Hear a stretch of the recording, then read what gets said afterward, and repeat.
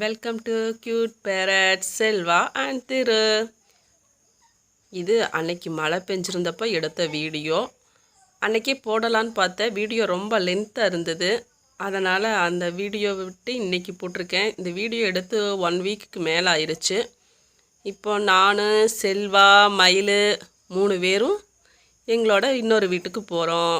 அந்த வீட்டில் ரோஜா செடி பூ பூத்துருக்கு. ரோஜா செடி பூ பூத்துட்டு சமையலுக்கு ஃப்ரிட்ஜில் இருந்து காய்கறி எடுத்துகிட்டு வரலான்னு நாங்கள் 2 பேர் போயிட்டுருக்குறோம். 2 பேர் இல்லை 3 பேர் போயிட்டுருக்குறோம். பாருங்கள், வழியில் ஒரு குட்டி சீத்தாப்பழம் மரம் இருக்குது. அதையை நீங்கள் பாருங்கள், அதில் எவ்வளோ காய் இருக்குன்னு நீங்களே பாருங்களேன். சூப்பராக இருக்குல்ல. ஆனால் இது அன்னைக்கு நைட்டுலேருந்து எங்களுக்கு மழை பெஞ்சிட்டே இருந்தது. நைட்டு 2 மணிலேருந்து காலையில் இது நான் எடுக்கையில் 8 மணி இருக்குன்னு நினைக்கிறேன். 8 மணி வரைக்கும் மழை பெஞ்சிட்டே தான் இருந்தது.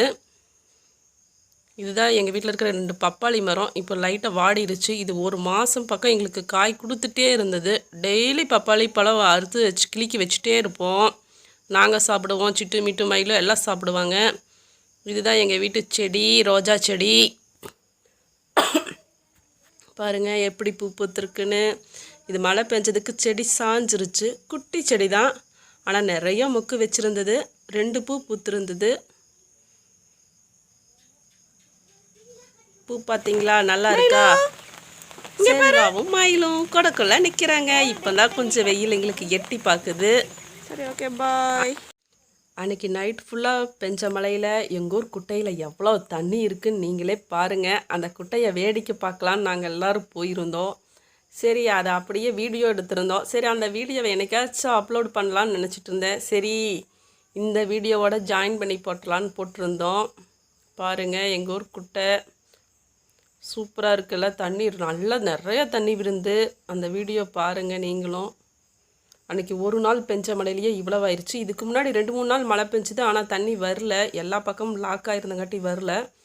அன்றைக்கி ஒரு நாள் நைட்டு பெஞ்ச மழையில் குட்டை ஃபுல்லாக தண்ணி வந்துருச்சு. குட்டை எங்கள் ஊருக்கு விட்டு கொஞ்சம் தள்ளி வெளியே தான் இருக்குது. அங்கே குட்டீஸ்கெல்லாம் கல் போட்டு விளையாட ஆரம்பிச்சிட்டாங்க. அது என்ன விளையாட்டுனா, கல் போடுவாங்க. கல் போட்டால் கல் உள்ளே உழுகக்கூடாது, ஜம்ப் பண்ணி அப்புறம் தான் உழுகும். பாருங்க எத்தனை ஜம்ப் பண்ணுதுன்னு பாருங்க. கல்லு தண்ணியில ஜம்ப் பண்ணி போகணும். இதுதான் விளையாட்டு. எங்க குட்டீஸ் எல்லாம் விளையாண்டுட்டு இருக்காங்க. செல்வா போட்டது போயிடுச்சு. எங்க வீட்டுக்காரங்க போட்டு இருந்தது 7 தடவை போயிருந்துன்னு நினைக்கிறேன். குட்டீஸ்கெல்லாம் கை பண்ணிட்டு இருக்கிறாங்க. கல்லு எப்படி ஜம்ப் ஆகுன்னு கேட்காதீங்க, இப்படித்தான் ஜம்ப் ஆகும். தண்ணியில போடுற விதத்துல போட்டா கல்லும் ஜம்ப் ஆகும். பாருங்க, ஜாலியாக குட்டீஸ் எல்லாம் ஜாலியாக என்ஜாய் பண்ணி விளையாண்டுட்டு இருந்தாங்க. கல் போட்டு தண்ணிக்குள்ளையெல்லாம் இறங்க விடலை.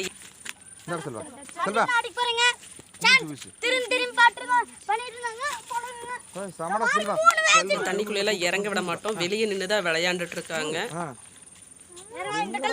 கல் போட்டு விளையாண்டுட்டு இருக்கிறாங்க எங்க குட்டீஸ். அப்புறம் எங்க குட்டீஸோட ஃப்ரெண்ட்ஸுங்க, அவங்க எங்களுக்கும் ஃப்ரெண்ட்ஸு தான்.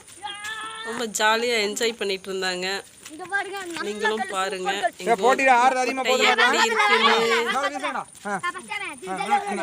சுற்றி வேப்ப மரமாக தான் இருக்கும். பாருங்க, இப்போ எங்கள் வீட்டுக்காரங்க ட்ரை பண்ணுறாங்க. இப்போ அடுத்த விளையாட்டு என்னன்னா, யார் லாங்கா ஜாஸ்தி தூரம் தூக்கி போடுவாங்கன்னு கேம் விளையாண்டுட்டு இருக்காங்க. நீங்களே பாருங்க.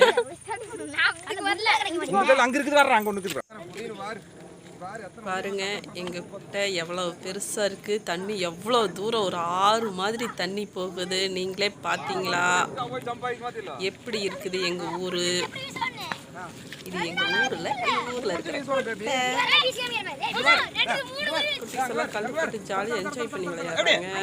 பாருங்க, குட்டீஸோட சேர்ந்து எங்கள் வீட்டுக்காரங்கெல்லாம் ஜாலியாக என்ஜாய் பண்ணிட்டு இருக்காங்க. எங்கள் வீட்டுக்காரங்களுக்கு குட்டீஸ்லாம் ரொம்ப பிடிக்கும். எங்கள் வீட்டுக்காரங்க இருந்தாலே எப்பவும் பக்கத்தில் குட்டீஸ் இருந்துகிட்டே தான் இருப்பாங்க. ஓகே, பாய்.